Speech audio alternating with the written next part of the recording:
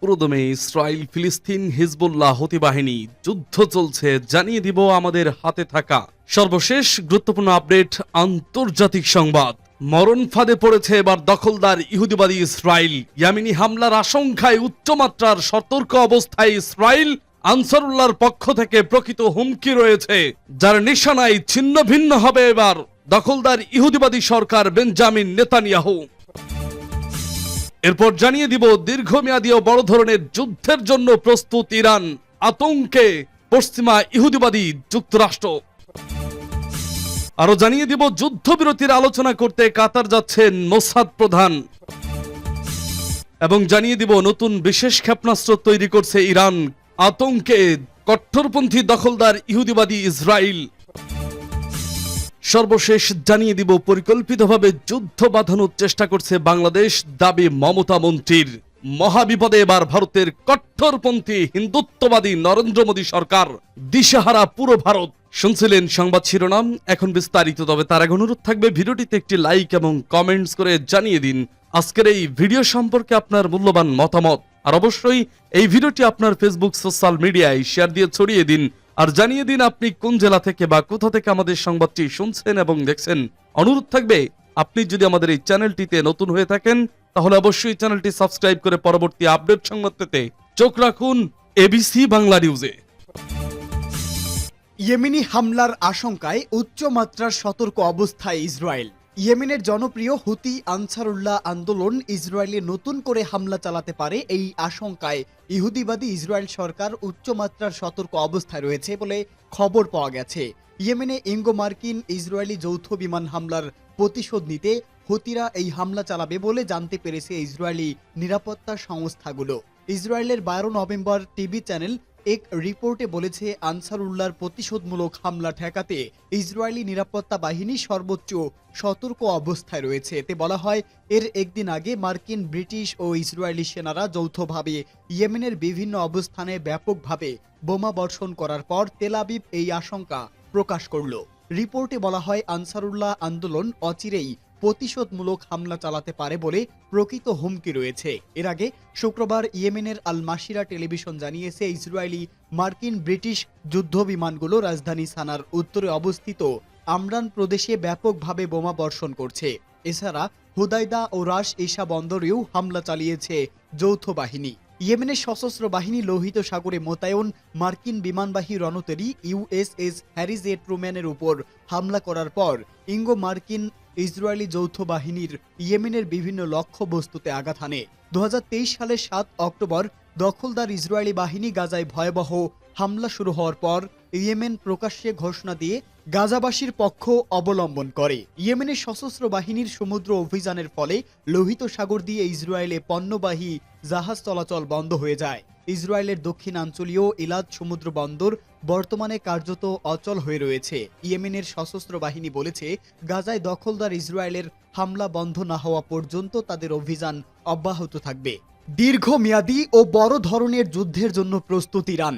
আইআরজিসির একজন সিনিয়র কমান্ডারকে হত্যার প্রতিশোধ হিসাবে ইসরায়েলে গত অক্টোবর অপারেশন টু প্রমিস পরিচালনা করে ইরান। ইসরায়েলি সামরিক বাহিনী এবং গোয়েন্দা ঘাঁটি লক্ষ্য করে প্রায় 200টি ক্ষেপণাস্ত্র নিক্ষেপ করে দেশটি। এই অপারেশনের পর থেকেই পশ্চিমাদের কাছ থেকে ইরানের উপর চাপ বাড়ছে, আর সেই চাপের মধ্যে এবার ইরান জানিয়েছে দীর্ঘমেয়াদী ও বড় ধরনের যুদ্ধের জন্য প্রস্তুত রয়েছে দেশটি। ইসলামিক রেভলিউশনারি গার্ড কর্পস কর্মীদের উদ্দেশ্যে প্রধান কমান্ডার বলেন, ইরানের সশস্ত্র বাহিনী বড় ধরনের যুদ্ধ এবং দীর্ঘমেয়াদী সংঘাত তৈরি হলে দেশকে রক্ষা করার জন্য প্রস্তুত এবং আগ্রাসীদের শিক্ষা দিতে ব্যাপকভাবে প্রস্তুতি সেরেছে। ইসলামী বিপ্লবী গার্ড কোরের কমান্ডার মেজর জেনারেল হোসেন সালামি জানান, বছরের পর বছর ধরে আমরা বিশ্বের বৃহৎ শক্তি এবং তাদের আঞ্চলিক প্রক্সিদের সঙ্গে বড় আকারের যুদ্ধ, এমনকি দীর্ঘমেয়াদী সংঘর্ষের জন্য প্রস্তুতি নিচ্ছি। সেই সঙ্গে তিনি জানান, ইরানি বাহিনী যে শক্তি অর্জন করেছে তা কয়েক দশকের সার্বক্ষণিক প্রচেষ্টার ফল। ইসরায়েলের চালানো অপারেশন টু প্রমিসের বিষয়ে ইঙ্গিত দিয়ে সালামি বলেন, এই কর্তৃত্ব স্বীকৃত। আমাদের সত্যিকারের প্রতিশ্রুতি এই শক্তি প্রদর্শনের একটি ছোট্ট অংশ ছিল।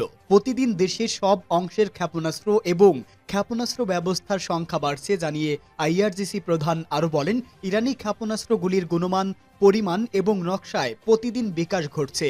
যে কারণে আজ আপনারা ধারাবাহিক তরঙ্গের একযোগে শত শত প্লেনে গুলি করতে পারেন। ইরান নিজেদের স্বাধীনতা, পরিচয়, বিশ্বাসযোগ্যতা এবং কর্তৃত্ব রক্ষার জন্য কখনোই কোনো বিদেশি শক্তির উপর নির্ভর করেনি বলেও মন্তব্য করেন এই আইআরজিসি প্রধান। যুদ্ধবিরতির আলোচনা করতে কাতার যাচ্ছেন মোসাদ প্রধান। গাজায় যুদ্ধবিরতি নিয়ে উচ্চ পর্যায়ের আলোচনা করতে কাতারে যাবেন ইসরায়েলের গোয়েন্দা সংস্থা মোসাদের প্রধান ডেভিড বার্নিয়া। এক প্রতিবেদনে এই তথ্য জানিয়েছে আরব নিউজ। প্রতিবেদনে বলা হয়, যুদ্ধবিরতি ও জিম্মি মুক্তির আলোচনা করতে ইসরায়েলের বিশেষ প্রতিনিধি হিসেবে কাতারে যাবেন ইসরায়েলি গোয়েন্দা সংস্থা মোসাদের প্রধান ডেভিড বার্নিয়া। ইসরায়েলি প্রধানমন্ত্রী নেতানিয়াহুর কার্যালয় এ সিদ্ধান্তের কথা ঘোষণা করেছে।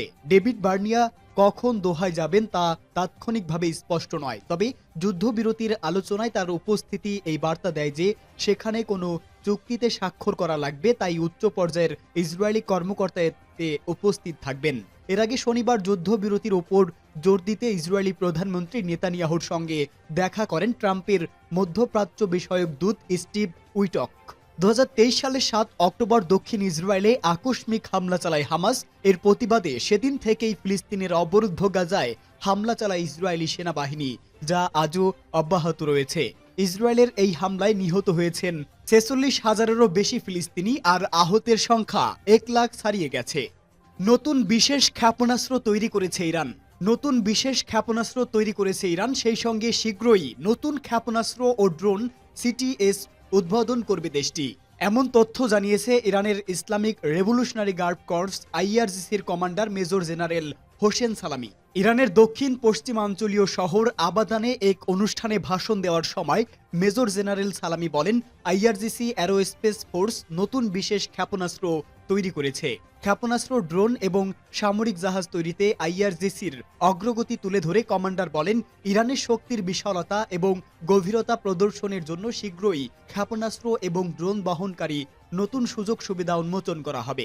মধ্যপ্রাচ্যের সাম্প্রতিক অস্থিরতায় ইরান দুর্বল হয়ে পড়েছে এমন ধারণাও কমান্ডার উড়িয়ে দিয়ে বলেন, ইরান কৃত্রিম বুদ্ধিমত্তা ব্যবহার করে হাজার হাজার কিলোমিটার দূরের লক্ষ্যবস্তুতে আঘাত করার প্রযুক্তি তৈরি করেছে, যা বিশ্বের অর্থনীতি ও শক্তির একটি বড় অংশ নিয়ন্ত্রণ করে। তিনি জোর দিয়ে বলেন, সিরিয়ায় বাশার আল আসাদের সরকারের পতনের পর ইরান তার প্রতিরোধ ক্ষমতা নিয়ে চিন্তিত নয়, কারণ ইরান মূলত আরব দেশটিতে কোনো সামরিক সুবিধা উপভোগ করেনি। তিনি আরও বলেন, আমাদের প্রতিরোধ ক্ষমতা অন্য কোনো দেশের ভিত্তিতে তৈরি করা হয়নি। ইরানের প্রতিরোধ সক্ষমতা সম্পূর্ণরূপে তার নিজস্ব ভূখণ্ড, সংকল্প, সিদ্ধান্ত ক্ষমতা এবং কর্মক্ষমতার উপর প্রতিষ্ঠিত। পরিকল্পিতভাবে যুদ্ধ বাঁধানোর চেষ্টা করছে বাংলাদেশ, দাবি মমতার মন্ত্রীর। বাংলাদেশের বর্তমান সরকার পরিকল্পিতভাবে যুদ্ধ বাঁধানোর চেষ্টা করছে বলে অভিযোগ করেছেন ভারতের পশ্চিমবঙ্গ রাজ্যের মন্ত্রী শোভনদেব চট্টোপাধ্যায়। তিনি দাবি করেন, সীমান্তে বাংলাদেশ ভারতকে কাঁটাতারের বেড়া দিচ্ছে না। আমাদের সীমানায় আমরা কাঁটাতারের বেড়া দিলে তাদের কি? আমরা তো তাদের জমিতে গিয়ে তো কিছু করছি না। কলকাতার পৌর সংস্থার একটি স্মরণ সভা অনুষ্ঠানে এই অভিযোগ করেন শোভনদেব। তিনি চট্টোপাধ্যায় রাজ্যটির ক্ষমতাসীন মমতা বন্দ্যোপাধ্যায় সরকারের কৃষিমন্ত্রী হিসাবে দায়িত্ব পালন করছেন। তিনি আরও দাবি করেন, বাংলাদেশের ঘটনায় কিছু কিছু দেশের ইবন্দন আছে বলেও তার মনে হয়। তার দাবি, বাংলাদেশের ঘটনায় ভারত সরকারের আরও পজিটিভ পদক্ষেপ নেওয়া উচিত। একেবারে নিরাপত্তা পালন করে ভারতের সরকার দেশের মানুষের মনের মধ্যে আঘাত সৃষ্টি করেছে, বিশেষ করে পশ্চিমবঙ্গের মানুষের মনে আঘাত আসছে। উল্লেখ, আইন অনুযায়ী সীমান্তের শূন্য রেখা থেকে 150 গজের মধ্যে ফসল চাষ ছাড়া সীমান্তবর্তী কোনো দেশ তাদের সীমানায় বেড়া কিংবা কোনো স্থাপনা নির্মাণ করতে পারবে না। কিন্তু বিএসএফ এর সদস্যরা আন্তর্জাতিক আইন ভঙ্গ করে সীমান্তে স্থাপনা নির্মাণের চেষ্টা করেন। এর আগে লালমনিরহাটের পাটগ্রাম উপজেলায় দহগ্রাম ইউনিয়নের মুন্সিপাড়া সীমান্তে শূন্য রেখা বরাবর কাঁটাতারের বেড়া স্থাপনের চেষ্টা চালায় ভারতীয় সীমান্তরক্ষী বাহিনী। খবর পেয়ে বর্ডার গার্ড বাংলাদেশের সদস্যরা সীমান্ত আইন লঙ্ঘন করে বেড়া নির্মাণের প্রতিবাদ জানালে কাজ বন্ধ করে বিএসএফ।